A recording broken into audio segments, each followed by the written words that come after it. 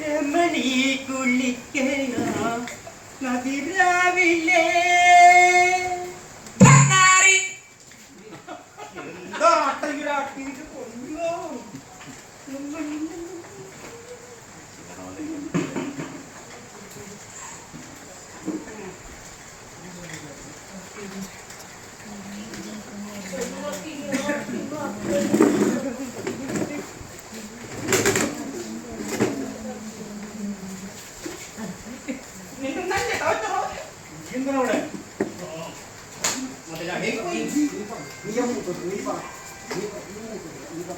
എന്താടാ കാര്യം പറയാനുള്ളത്?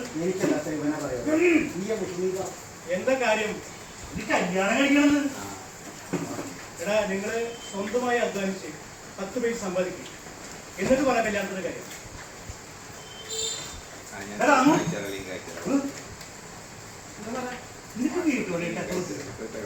എനിക്കാ നോക്കേ എത്ര മക്കളാ?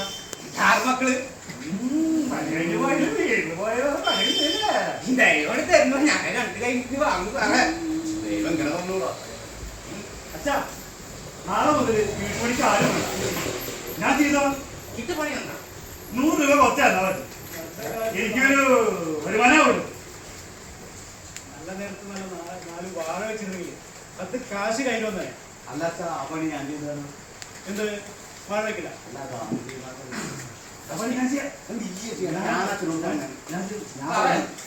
എന്നെ എടുത്ത് എത്തിത്താലേ സാറിന് ഇവിടുത്തെ പണി നടക്കും. ഇവിടുത്തെ പണികളൊക്കെ ഞാൻ എടുപ്പിക്കാം. നീ അതിനും മുമ്പ് ഒരു കുഴി കൊണ്ട് കുത്തിത്താ, ഞാൻ അതിൽ കൊണ്ട് കിടന്നു. കുഴിയുടെ കൈ പറയുമ്പോ സാറിന് ഈ കുഴി കുത്തുന്ന നേരത്തെ ഈ നിങ്ങൾക്ക് എന്ത് സമ്പാദിക്കുന്ന കൊട്ടൂടെ? എന്തിനു വെച്ചോണ്ടിരിക്കുന്നത് ഈ സമ്പാദിക്കാൻ? അത് പോയി ഇടിച്ച് കൊടുക്ക്. എനിക്ക് ഇവരെ കൂടാതെ വേറെ 2 മക്കളുണ്ട്. 4 മക്കളെനിക്ക്. അവര് പുറത്താ, അവര് വരട്ടെ. അവരിലേക്ക് കൂടുതൽ വിശ്വാസം. അവര് വിവരം കൊടുത്തിട്ട് ഇപ്പൊ വരും. സാറ് ഇതെങ്ങോട്ടെ? താൻ്റെ അച്ഛനും വേറെ പണിയൊന്നും തരില്ലേ? ഇതന്നെയെങ്കിലും നമ്മുടെ ഞാനെത്തി. സർപ്രൈസ് പറയാണ്ട്. ആ പറയും മോനെ.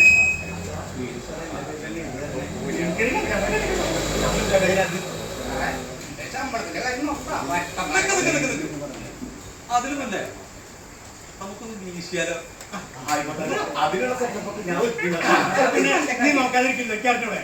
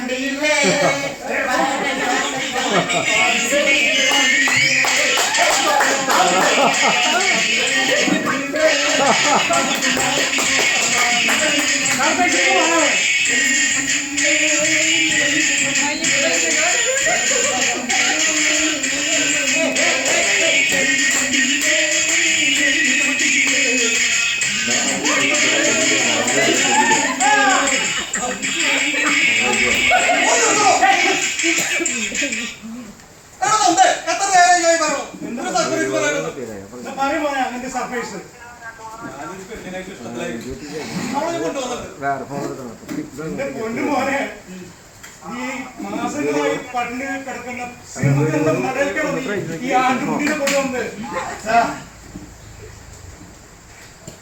എന്ത് പണി നീ കാണിച്ചതാ.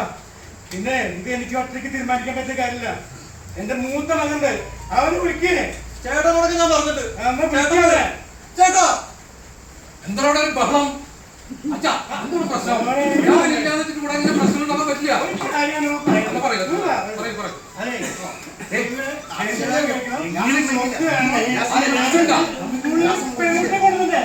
പണികളറിയാം ഇവർക്ക്.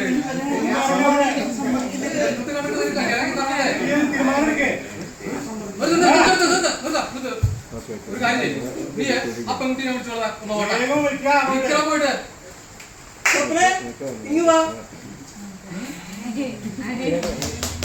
എന്താണ് അച്ഛാ? എന്താ സർപ്രൈസ്? എന്റെ കമല അച്ഛന് അച്ചു അച്ചു ഇതിന്റെ തെറ്റല്ല മുന്നിലടി നീ. അല്ല ഇതിന് മാത്രമൊക്കെ പറയാ നീ ആരാ പറയ്. കല്യാണിയാ?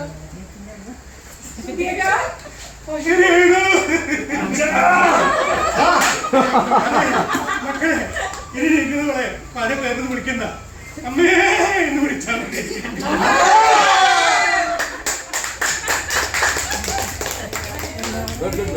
Thank you very much. ഇതെന്ത് സംഭവം